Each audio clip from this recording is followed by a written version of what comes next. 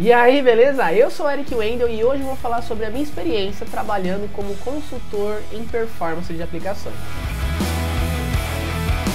Fiz um post no LinkedIn recentemente que viralizou, contando uma breve história de como eu tenho trabalhado com esse tipo de serviço. Eu vou falar o que é e o que faz um consultor de performance em aplicações, como é a rotina, quais tipos de ferramentas a gente usa e o melhor de tudo, os principais desafios que nós encontramos aí nesse jogo. Tá, Eric? Mas antes de tudo, o que é um consultor em performance de aplicações? Basicamente é um programador, um arquiteto de software, alguém especialista ou alguém que tem bastante domínio sobre a tecnologia. Não existe faculdade ou curso específico para esse tipo de serviço. No meu caso, eu atuo com aplicações Node.js, como JavaScript, focado em analisar, reportar e às vezes resolver o problema e os gargalos de performance. Como você já sabe, criar esse tipo de conteúdo dá um puta de um trabalho. Então, pô, dá aquela ajuda, né? Já dá aquela força, deixa aquele like, já passa o link para alguns amigos que estão curiosos com esse tipo de conteúdo, que eu tenho certeza que eles vão gostar. Ah, e para você que é novo aqui no canal, eu tenho um treinamento exclusivo de Node.js em nível avançado sobre aplicações serverless na AWS, que te ensina desde o zero até o avançado. Eu vou deixar aqui na descrição desse vídeo um link para uma aula gratuita, para você que está curioso, quer saber um pouco mais,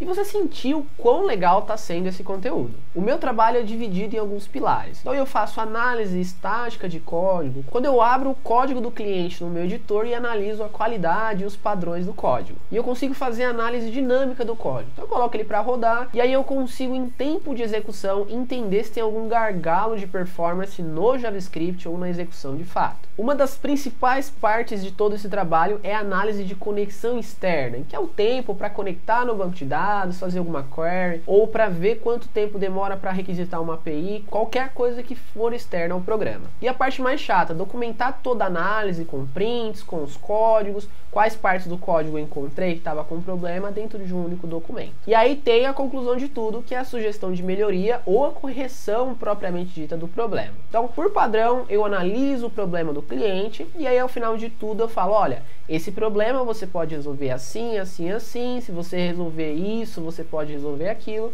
e assim por diante. Eu sempre deixo um passo a passo no final de como o cliente pode resolver aquele problema. E aí ele decide se ele me contrata para resolver esse problema ou ele pode delegar para o time dele para resolver tudo isso. Performance de aplicações é algo bem abstrato. Sempre é possível melhorar mais. É necessário delimitar o tempo, o custo e os recursos. Geralmente é a mão de obra ou as prioridades. O que você quer atacar primeiro e o que vai te entregar valor mais rápido. Por exemplo, um cliente recebe ali 100 requisições por minuto e a média de requisições ali de tempo é de 400 milissegundos. Aí você pergunta, putz, poderia diminuir para 200 milissegundos? Poderia, mas qual é o custo de parar os desenvolvedores para poderem trabalhar nessa feature? Ou quanto tempo eles vão demorar para resolver? E principalmente, o que vai agregar no negócio? O quão de valor isso vai entregar para o seu negócio? Antes de pensar em contratar alguém externo para turbinar o seu software, é necessário entender o motivo. Se o seu time está maduro o suficiente para contratar alguém externo, para apontar os possíveis erros e realmente resolver tudo isso. O que eu digo para todos os clientes, antes de me contratarem, é para eles pararem, analisar a casa, entender com os desenvolvedores o que eles já conhecem de problema, para evitar ficar gastando dinheiro à toa. Porque você pode até desgastar a energia do seu time, pode desmotivar alguém. Então, você vai contratar alguém externo para analisar os problemas da sua aplicação, sendo que seu time já conhece, mas ninguém se comunica, então talvez não seja uma boa. Talvez seja uma boa realmente se conversarem, fazer uma reunião com todo mundo e entender a necessidade de tudo isso.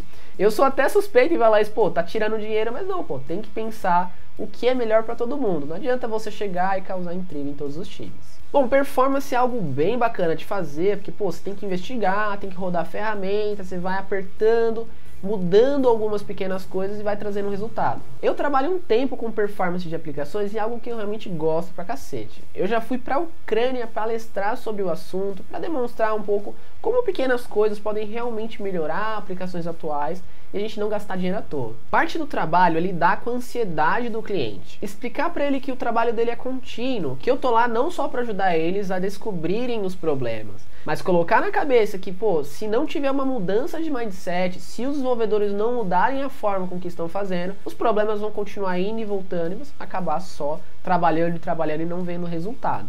Eu tenho uma rotina bem definida nos clientes. Geralmente eles me contratam por jornadas. que são pacotes de horas para definir os limites de entrega. Antes de tudo, eu passo um dia inteiro com o cliente para entender a infraestrutura, as tecnologias e o que o cliente quer, para só então definir uma quantidade de horas para a gente atacar um determinado processo. Beleza, já entendi todo o contexto e agora, enviei a proposta de quantidade de horas para o cliente final. Então agora a gente vai para uma reunião de definição de prioridades. Se o cliente já sabe quais são os problemas, os pontos cruciais do sistema dele, fica muito mais fácil de trabalhar. Se ele não sabe, eu começo fazendo uma entrevista para entender quais são os pontos mais importantes ou de maior impacto do projeto. Meu mais recente cliente faz vendas online e ele pediu uma análise detalhada sobre o processo de carrinho ou de fechamento de venda. Então eu listo todos os endpoints, todos os programas envolvidos, e aí eu começo a minha análise. Eu costumo dizer que a minha entrega está diretamente ligada com o que o cliente já tem. Se ele já tem ferramentas de APM ou Application Performance Monitoring, como New Relic, Dynatrace, PM2 Keymetrics ou similares, fica muito mais fácil de tirar insights e entender melhor todo o contexto. O APM geralmente me traz informações como qual aplicação está demorando mais tempo para responder, qual query de banco de dados está me retornando mais informações que deveria, ou muitas informações em memória, ou realmente está causando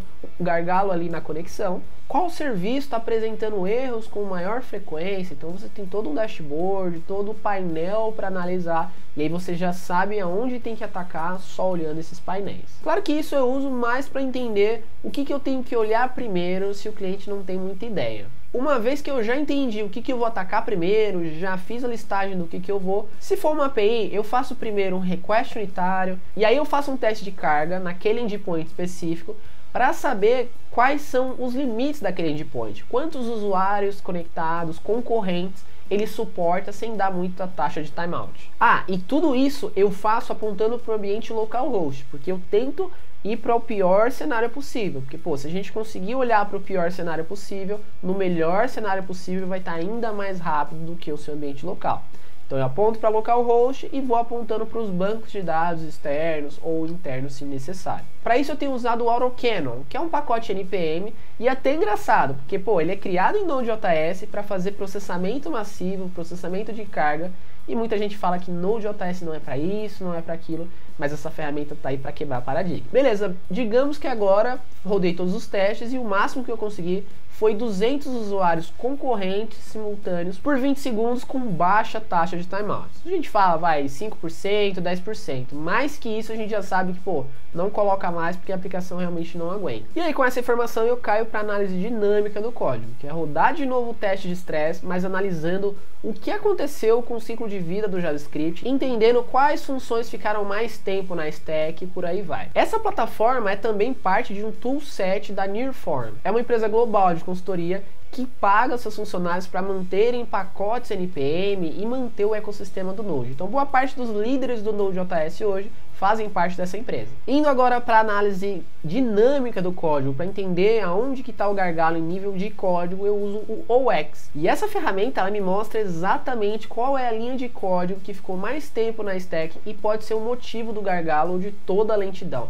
O negócio é animal. Beleza, com todas essas ferramentas na mão, eu já encontrei onde está a linha de código, eu já sei quais são os endpoints mais críticos ali. E aí eu volto para o documento e eu começo a compilar tudo isso, toda essa instrumentação que eu fiz em cada uma deles. Então se você faz algum tipo de serviço assim, ou pretende fazer, não esquece de documentar, porque no começo eu ia esquecendo, eu ia rodando ali, depois eu falava, putz, o que eu rodei, o que eu não rodei, o que foi legal, o que não foi. Então, vai fazendo os testes, já vai jogando no documento, que você nem vai perceber que o documento é chato pra cacete pra compilar. Com tudo isso na mão, fica fácil de saber onde está o problema. Mas e agora? Como é que faz para resolver esses problemas? E aí tem o Clinic, que é um pacote NPM feito também pela Nearform e traz sugestões sobre o que você pode fazer no seu código para resolver aquele problema e várias outras ferramentas junto com ele. É importante frisar que as ferramentas vão te ajudar bastante a encontrar o problema ou dar algumas sugestões.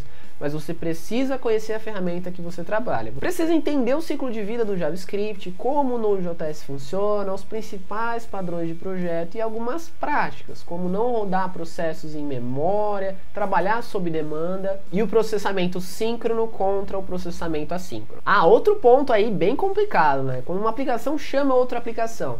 Aí fica um pouco mais difícil de entender, porque pô, se você está requisitando a camada da frente, pode ser que o erro seja lá na última camada, na última API que você está chamando, e fica difícil entender o que você tem que fazer para resolver esse tipo de problema. Então, pô, se você conseguir mocar todos esses resultados, tudo que for externo é o melhor para você, porque aí você consegue avaliar os limites da sua aplicação nela em específico sem depender de terceiros. E aí com isso a análise de código fica muito mais fácil de fazer. Mas é claro, com essas ferramentas de APM, você já consegue dar uma olhada ali se o terceiro, se a ferramenta externa que você está chamando tem problema de performance também. Então vale a pena dar uma olhada. Para mim hoje, o principal problema é a gestão de tempo.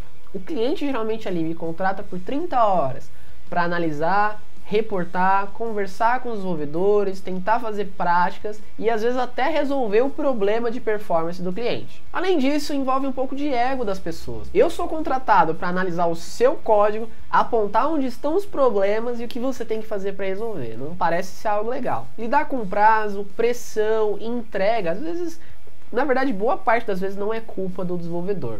Às vezes a gente tem um projeto para fazer em 3 meses, tá correria, tem que sair, negócio está pedindo e a gente entrega. É claro que vai ter problema de performance, vai ter problema de má implementação, mas foi para aquele contexto atual. O melhor dos mundos seria implementar ali uns dias para revisar o código que foi feito nas outras sprints ou nos códigos anteriores para ir resolvendo. Porque senão é aquela frase que você provavelmente já ouviu. Não existe nada mais permanente que uma gambiarra temporária, então tem que tomar bastante atenção. O pior de tudo é que às vezes abrimos mão da qualidade pela entrega. Isso a curto prazo é lindo, isso a curto prazo a gente entrega software, o cliente fica feliz, mas a longo prazo é insustentável. Se você não olhar para trás e não tentar melhorar cada dia o que você foi fazendo para trás, vai ficando difícil de manter e vai ficar só dando dor de cabeça para você. Galera, meu artigo saiu em um dos maiores portais do mundo de tecnologia e tutoriais, a FreeCodeCamp. E lá eu escrevi um pouco sobre o que eu mostrei no último vídeo, sobre como depurar aplicações usando Docker, usando terminal e tudo que o Node.js tem a oferecer. E o link vai estar aqui embaixo para caso você quiser dar uma olhadinha. Vai estar em inglês também, porque pô, é um canal gringo, é um canal bem bacana. Ah, e se você está curtindo esse tipo de conteúdo, eu vou deixar aqui embaixo o link da minha plataforma de cursos, que tem vários cursos gratuitos para você estudar e chegar no próximo nível. Pô, Eric, deu vontade de me especializar e ser um consultor desse nível. O que eu faço? Pô, essa é uma pergunta que eu não sei muito bem como te responder. Eu sou programador e tive a oportunidade de analisar os sistemas das empresas que eu passei. Então, pô, tava ali com um tempo mais livre, eu tentava analisar, rodar essas ferramentas, conseguia tirar insights e trazia um grande valor para a empresa. E sem procurar, as empresas acabaram me chamando no LinkedIn, me chamando no Facebook, querendo esse tipo de serviço. Então foi assim que eu comecei trabalhando nesse tipo. Provavelmente se você pesquisar por aí, pode ser até que você nem encontre esse tipo de vaga, porque é algo bem específico de achar. Mas se você quer tentar e se você quer aprender mesmo que por você, eu te aconselho fortemente a dar uma boa olhada nessas ferramentas que eles têm nesse vídeo. Eu vou deixar todos os links aqui embaixo também. Se você puder, tenta analisar os programas da sua empresa, analisar os seus projetos pessoais e tentar fazer melhorias, tentar fazer alguns ajustes e comparar o que era o antes para o depois. E assim você tem uma sensação que você está melhorando e você está melhorando cada vez mais. E claro, aprenda como documentar. Uma das partes mais importantes desse projeto, por mais que eu não goste, é documentar o projeto e colocar todos os passos que eu fiz para chegar naquela conclusão. Parte do trabalho é feeling, é você entender o que a sua aplicação faz e aí então você vai cair cada vez mais fundo no fluxo das suas aplicações. Por fim, no meu site tem várias palestras sobre performance que eu fiz ao redor do mundo, mas se você reparar, as dicas que eu dou lá parecem ser até óbvias. Eu vou explicando sobre como loops ineficientes prejudicam aplicações, como aplicações bloqueantes acabam com sistemas, mas eu vou te falar a verdade, 90% dos problemas que eu resolvi em produção eram problemas simples ou problemas de falta de atenção na hora de desenvolver. Eu sei que tem vários pontos sobre performance que eu não falei nesse vídeo. É realmente um assunto muito extenso. Eu quero que você comente aqui embaixo todas as suas dúvidas sobre o assunto, porque aí nós discutimos todos esses assuntos e aí estimula todo mundo a aprender junto e até tirar outras dúvidas de outras pessoas que estão vendo também esse vídeo. Espero que esse conteúdo tenha superado as suas expectativas. Não esquece de se inscrever no canal, pô, dar aquela ajuda, compartilha com os amigos, manda pro chefe para ele conhecer também como funciona tudo isso. Ativa as notificações aqui no YouTube para ficar por dentro de todo novo conteúdo. Eu já estou preparando o próximo vídeo que você não pode perder. E eu sou o Eric Wendel, eu vou ficando por aqui e até o próximo vídeo.